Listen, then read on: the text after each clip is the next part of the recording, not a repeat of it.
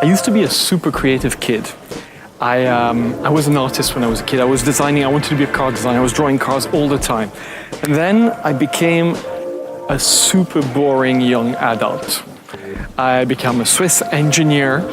That's the epitome of boring. I didn't know what to do in life, and watchmaking saved my life. I found watchmaking during my university years in an era where watchmaking was dead. I had the chance to meet the CEOs of Audemars Piguet and Vacheron Constantin and Jaeger-LeCoultre and Breguet, and I was just a student. And these guys all told me the same thing. We know what we do is pointless, but it's so beautiful. And for the first time in my university studies of engineering studies, somebody talked about beauty. And the other thing they told me was, we can't let this industry go down. I mean, the industry was completely dead. We can't let it go down because all these, métiers, all these crafts, all these people who know how to do something which is unique will disappear. And they talked to me about humanity, beauty and humanity, and it's sort of, it was electrifying for me. But I never actually expected to work in that industry. By an incredible chance, one day while I'm skiing with some friends, I bump into Henri-John Belmont, was then the managing director of Jaeger-LeCoultre. He basically invites me for a coffee at the terrace where we met. At the end of the coffee, I tell him jokingly, if I can't get a job, Mr. Belmont, you can always give me a job at Jaeger. He laughs, I laugh, and that's it. And a week later, he has me called up. You should come to the Valley Juice. I go there, and he interviews me for 3 hours. And it's the interview of my life. He's basically never going to ask me a question. He's going to sell me his dream, how he's going to save Jaeger. And after 3 hours, he tells me, I'm going to create a job for you. And which year was that? 1990, early 91. And he told me one thing. He said, do you want to be one amongst 200,000 people who are going to, in a big corporation, or do you want to be one amongst the 3-4 of us going to save Jaeger? Okay, and the next morning I called him up and I said, okay. So 27 years ago, watchmaking saved my life, and I've adored this industry ever since.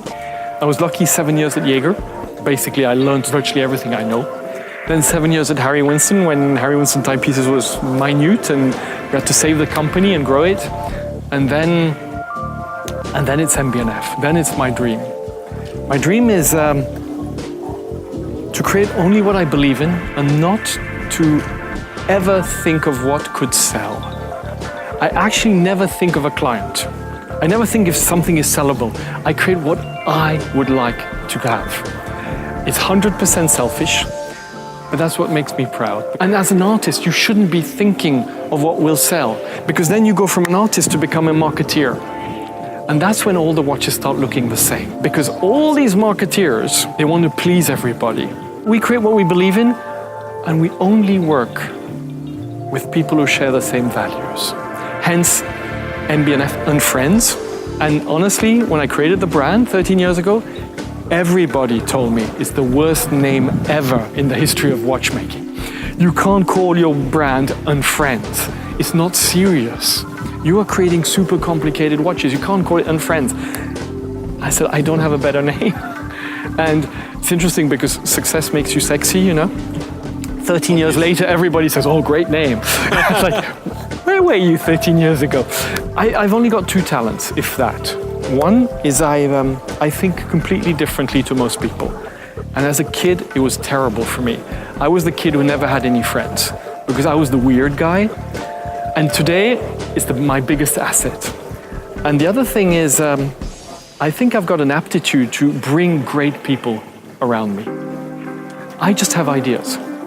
I am just the guy who's got the weird ideas. They transform. All these incredible engineers, watchmakers, artisans, every single person who works on it, transform an idea into what I believe is a beautiful piece of art.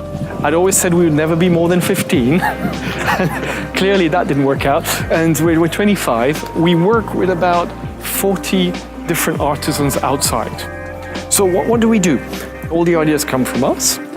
Virtually, we've got 7 calibers in the pipeline now. Only 1 is going to be engineered outside. So we've got 3 engineers inside which develop all the movements.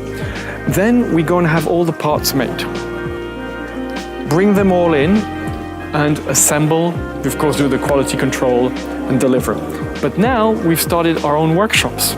So we do most of the prototyping, and now we're starting to machine a certain amount of components in-house, including from end of the year the first cases, but a lot of parts of the movement, a thing I'd said we would never do.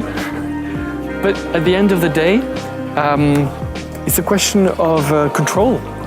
It's a question of being able to deliver that product in that quality at the right time.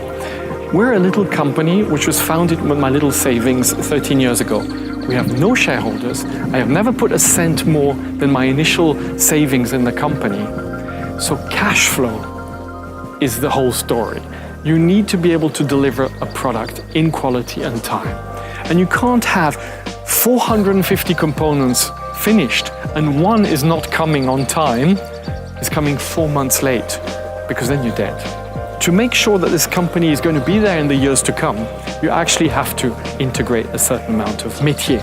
I said I never wanted to be more than 15 employees. In 2013, we hit 15 employees and we decided the company's not going to grow anymore.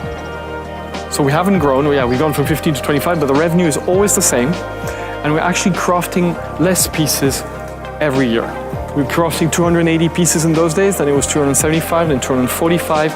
This year it's 225. And what's happened is that because we decided not to grow, the sales, the sellout at our retailers has been much higher than our production for the last 3 years. Only last 3 years, huh? It's not always been that way. But so what we've been doing is we've been cutting down the amount of retailers because we don't want to grow. So everybody's after me saying, why don't you produce more? I don't want my company to grow. In total, in 13 years, you have produced around 2,500 watches, can you say Not that? far. Last week it was 2,360 pieces, which had been crafted in 13 years. 13 years. Yeah. Which That's rare. it's more or less what Patek Philippe would craft in 7 days. Yeah. That's 13 years. So then suddenly you realize what it means. And Rolex? Oh, in a few minutes, I don't know. It's, which doesn't mean it's better or worse. It's just it's a different mindset. It's a different philosophy.